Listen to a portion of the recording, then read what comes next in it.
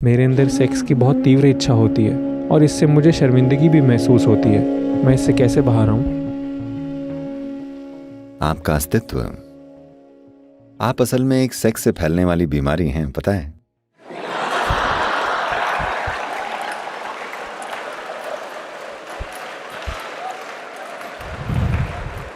ये जीवन की मूल बातें हैं। मैं कह रहा हूं कि आप इसी वजह से पैदा हुए हैं। आपकी सेक्सुअलिटी की वजह से नहीं, किसी और की। तो हम पैदा इसके कारण हुए हैं, पर क्या हमारा अंत भी इसके साथ होना चाहिए? सवाल ये है। ये बात सही और गलत की नहीं है, न ही ये नैतिकता वाली बात है।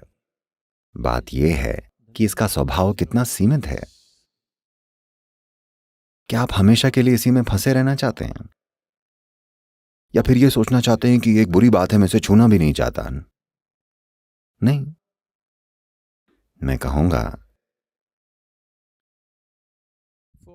कि करीब 30 से 40% लोगों के लिए ये एक आने जाने वाली चीज है उनके अंदर।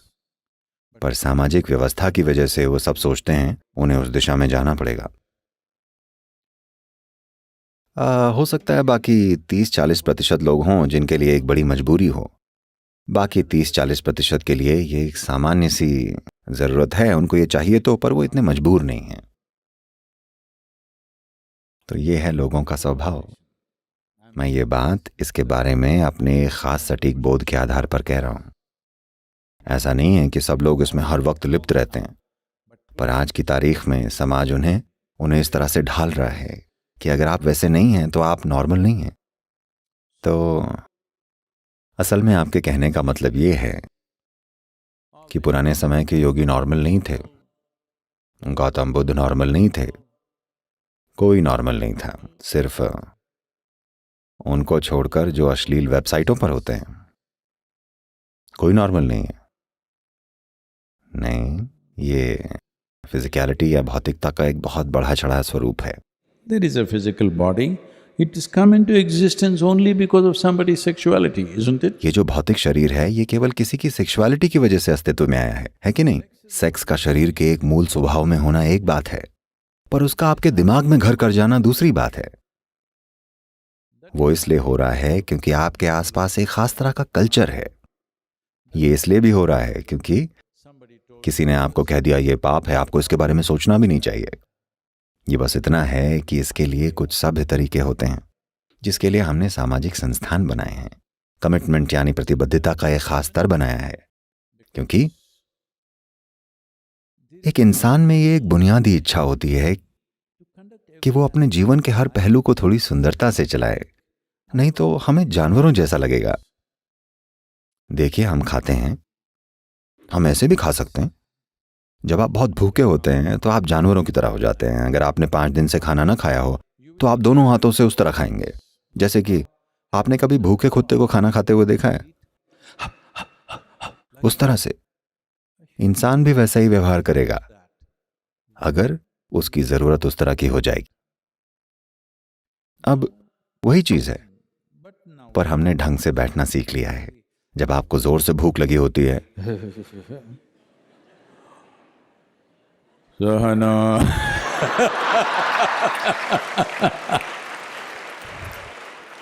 कोई ब्रह्मचारी होंगे जो आपको अपने फेफड़ों की ताकत दिखा रहे होंगे।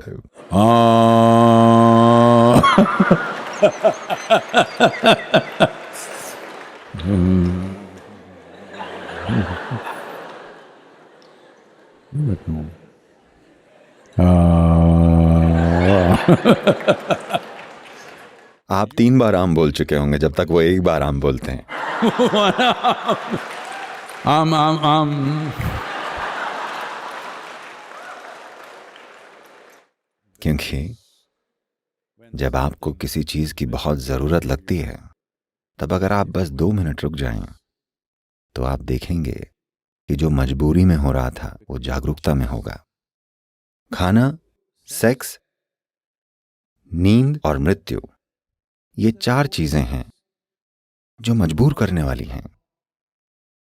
एक मनुष्य जीवन के इन पहलुओं को भी जागरूकता से अंजाम देकर अपने आप को जानवरों से अलग साबित कर सकता है।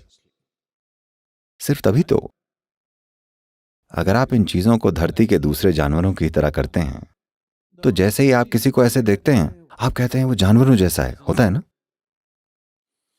तो इंद्रियों के स्तर पर सभी में कुछ विवशताएं होती हैं, पर आपके पास एक बुद्धि है जो आपको जागरूक बना सकती है और आप जीवन के उस पहलू को जागरूकता से अंजाम दे सकते हैं।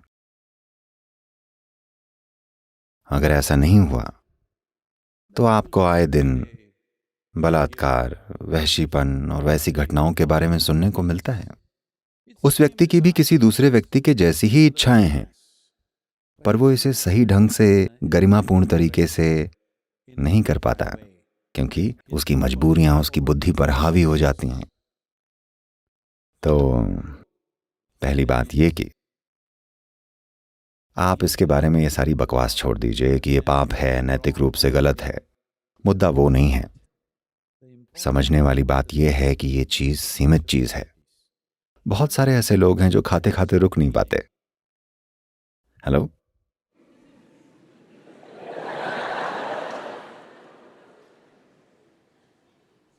खाना खाने के बारे में एक अच्छी बात यह है कि अगर आप खाते खाते रुक नहीं पा रहे हैं तो सबको एकदम से पता चल जाता है, उनको भी जिन्होंने आपको खाते हुए देखा भी नहीं था। ऐसा ही कुछ लोगों के साथ सेक्सुअलिटी के लिए भी है। कुछ लोग होते हैं जो कहीं भी सो जाते हैं। सत्संग एक अच्छी जगह होती है।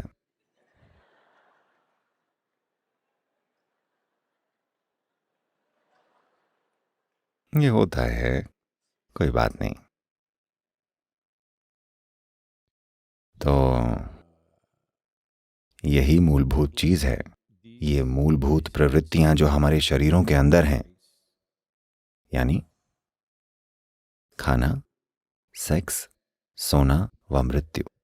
जब आप इन चारों चीजों को जागरूकता से अंजाम देते हैं, सिर्फ तभी आप मनुष्य होते हैं। मृत्यु को भी मैं कह रहा हूं, तभी आप सही मायने में मनुष्य होते हैं। नहीं तो आप एक क्रमिक विकास की गलती हैं। तो मैं क्या कर सकता हूं सद्गुरु, ये तो क्रमिक विकास है।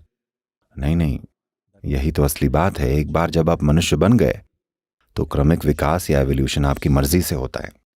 क्या आप विकसित होंगे या नहीं? जब आप बंदर थे, आपने मनुष्य बनना चुना नहीं था, पर एक बार आप मनुष्य बन गए तो आप किस तरह के मनुष्य बनना चाहेंगे, यह आपका चुनाव है। मजबूरी भरे किसी क्षण में आपको लग सकता है कि आपके पास कोई चारा नहीं है। नहीं, आपके पास चुनाव है। आपने बस अभी उन चुनावों का इस्तेमाल करना नहीं सीखा है।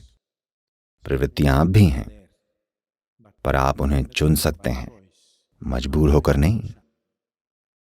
यही वो अंतर है। आप सभी सेक्स की वजह से पैदा हुए हैं, पर क्या आपको इसी के लिए अपना सारा जीवन जीना चाहिए? ये एक चुनाव है। ये एक चुनाव है। यह आपके शरीर का एक अंश है। ये पूरा सब कुछ नहीं है। आप जो हैं ये उसका एक अंश भर है। ये वो सब कुछ नहीं है जिसे आप मैं कहते हैं। बुनियादी रूप से ये एक लालसा है। जिसकी हम लालसा रखते हैं उसे रूपांतरित किया जा सकता है ना? जब आप एक बच्चे थे आपको पेपरमिंट की लालसा थी। अब आप बड़े हुए तो किसी और चीज की लालसा होती है। अभी आप नवयुवा हैं तो किसी और चीज की लालसा है। पर ये लालसाएं बदलती रहती हैं, है कि नहीं? This longing, will it change by the compulsions of time or will it change? ये लालसाएं क्या ये समय की मजबूरियों से बदलेंगी या फिर ये बदलेंगी आपके चुनने से, सचेतन चुनाव से? ऐसा नहीं है कि आपको ये छोड़ना पड़ेगा, आपको वो छोड़ना पड़ेगा, आपको ऐसा बनना चाहिए, वैसा बनना चाहिए। उसके भी तरीके हैं ताकि जो इनसे ऊपर उठना चाहते हैं वो ऊपर उठ जाएं। ये कुछ छोड़ना नहीं है। अगर आप ऊपर उठ जाएं तो आप सबसे मुक्त हैं। पर सबसे जरूरी बात यह है कि जब आप वो कर भी रहे होते हैं तो क्या ये एक जागरूक चुनाव है या आप एक मजबूर जानवर हैं? यही जरूरी है। This is the thing, because the essential difference between क्योंकि एक मनुष्य और जानवर में बुनियादी फर्क है उनकी जीवन के प्रति प्रतिक्रिया। हम जीवन को लेकर एक जागरूक उत्तर हैं। इसका अभ्यास कीजिए। कोई बात नहीं, आपको इसको लेकर ग्लानि में नहीं रहना चाहिए। अरे मैं सेक्स की तीव्र इच्छा से मजबूर हूं तो मैं आध्यात्मिक नहीं हूं। आप तीव्र हैं तो आप इसको आध्यात्मिक प्रोसेस बना सकते हैं, बजाय इसके कि आपको चलाए। अगर आप चलाने वाले बन जाएं तो यही आध्यात्मिक प्रक्रिया है। क्या आप चाहते हैं आपको कोई चीज चलाए या आप चलाने वाले बनना चाहेंगे? अगर चलाने वाले आप हैं तो यही आध्यात्मिक प्रक्रिया है। नमस्कार।